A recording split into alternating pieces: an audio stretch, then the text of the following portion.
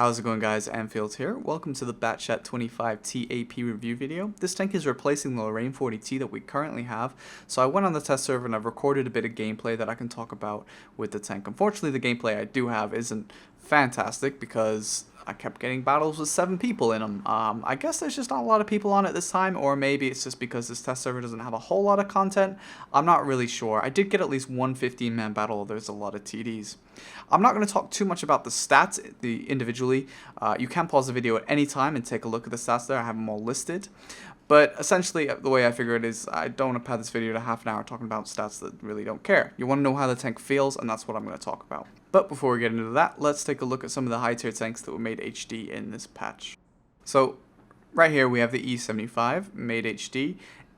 I'm going to be honest, it doesn't do much for me, which is a shame. I just feel it looks strikingly similar to the Tiger 2, more so than it ever has before. But that's just me. It used to have its own unique feel. You could see it was an E75. I would definitely confuse this with a Tiger 2, but that might just be me. So, I don't know. But here you have the T57, which does, of course, look unique anyways. And yeah, I dig it. I mean, I think I can appreciate some of the stuff they did, especially obviously around the turret there. So it'd be interesting to see, especially with this and the E75, whether any armor changes were made. I haven't heard of anything, so it may be exactly the same. It would be probably difficult to test anyways, but yeah, I think it's cool. I dig this one a lot more than the E75, that's for sure. But moving on, we can find the 113, which was made HD. Now look at that camo. Any of you wondering what I was talking about when I was grinding this line for camo? Look at this. It's just so cool. It's I don't know if it's a bug that it has this kind of camo. I hope it's not. I hope they're gonna leave it with this camo. It's so cool. I love the fact that it's this like vibrant instead of just dulled down and looks super worn over time. I mean, I appreciate why they have it like that, but look at this winter camo. You would never see it. Can you imagine this thing rolling around on Arctic region? You'd never see the thing. It's fantastic. Some of you may not like it, of course. There's a bit of desert camo for you. Just to compare, so you don't think you're going crazy, this is the 121, which are very similar looking tanks anyway. This is the 121's camo. You can see how just diluted the camo is in comparison. Look at how worn that is compared to the 113. Okay, so let's talk a bit about the Batchat while you guys watch some terrible gameplay footage from the tank. I do apologize for it. I mean, I don't know. I guess maybe it was a bad time, but I would, of course, record it over the replays that I had from when I streamed some. But unfortunately, when you try to open replays on the test server, it opens them on your actual main client, which of course doesn't work because this is new content that's not quite uploaded onto your new client yet, or your current client. So I couldn't really do that because it's a pain to make it work. But regardless, the Batchat is one of those tanks that I want to really like it, and it is really good in a lot of ways. It has a lot of positive points. But I think we're spoiled by some tanks that are better. Now, what I will say before I go into that more is that this tank is vastly superior to the Lorraine, which I guess isn't hard to do because the Lorraine is pretty horrific. Yeah, I want to like the Lorraine, but it's huge. It's a 5100 at tier 9 with very little improvement.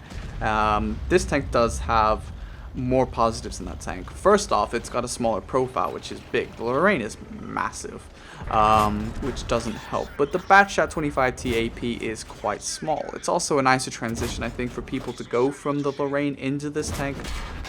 And this tank does fit more on that line with the 1390 and etc. So it's quite positive in that respect. The issue I have is when you have a tank like the Skoda, which is very, very good, even though it's got roughly half the clip potential, a little bit more, of this tank, which has 1800.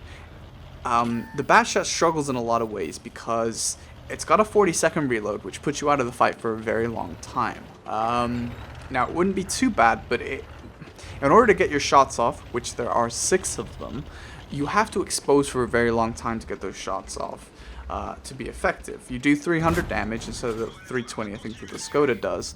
And you do have more clip potential, but you're exposed for 2.73 seconds. I think you'll see in this replay, gameplay.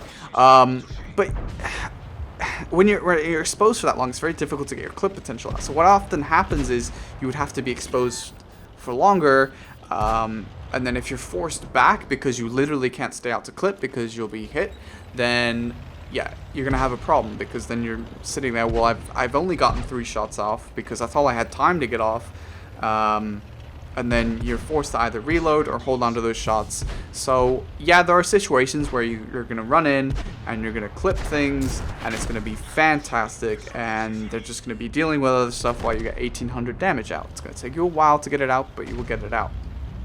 Whereas with the Skoda, you go and you got 3 shots, you get them out almost instantly, and then you pull back and then reload, and you're not out of the fight for that long. So yes, you have more in the clip, but it's difficult. And I know I'm comparing it to the Skoda, and that's because they're the most similar type of tank in this tier. However, you know, obviously compared to the Lorraine, it's a huge improvement. Now, one of the things that you can probably have seen is it has amazing amounts of depression for what it is. I mean, there's a bit here where I'm backing up on the hill here, and my gun is towards the back, and the amount of depression I can actually put down despite having my turret turned around is incredible. This is very useful, because the only other tank really in this kind of French tree that's like that is the actual 50B itself. So that's really cool that it can do that. So that is a big positive. Depression is really, really useful. The other thing it has is it's really quick. It's super, super quick. So that's really nice. When you need to get away and move around, which you do need to do a lot in mediums in general, but especially autoloaders, speed is very, very useful. One of the things the 57 lacks in. Also, compared to the Lorraine, its gun is very good. It aims pretty reliably, if you're not dumb and miss some shots like I do because I rage at my mouse. It's a very good gun, especially compared to the Batchat, although that might be a little bit confusing for people who have not played the tier 10 Batchat before, going from this tank, reliable gun, to the Batchat gun. I don't know, so we'll have to see how that kind of pans out, especially with some of the sandbox changes coming in anyway. The other big drawback that this tank has is its limited ammo capacity. It is a small tank, so yeah, I guess, but it only carries 30 rounds, and obviously your clip is 6, so it's not great. That's only 5 times you could get a full clip off if you were to get and hit everything. It is quite a limiting factor, especially when you have tanks like the E50 and the Patton that can put out consistent damage over a long period of time.